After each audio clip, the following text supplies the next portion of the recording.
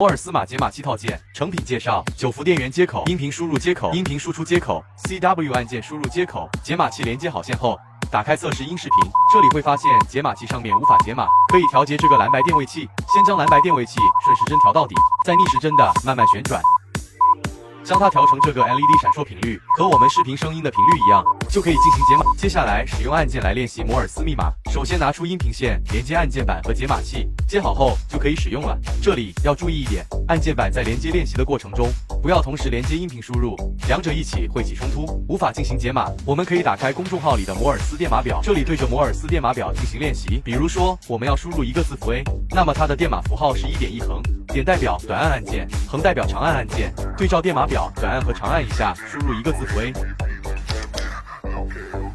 这里就出现了一个字符 A。 摩尔斯电码练习可以应用在某些特殊的情况下进行交流和互动。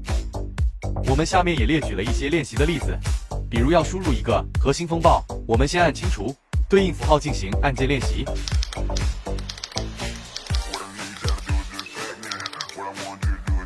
按照着电码符号就可以打出字符。然后我们下面还有一些例子提供练习，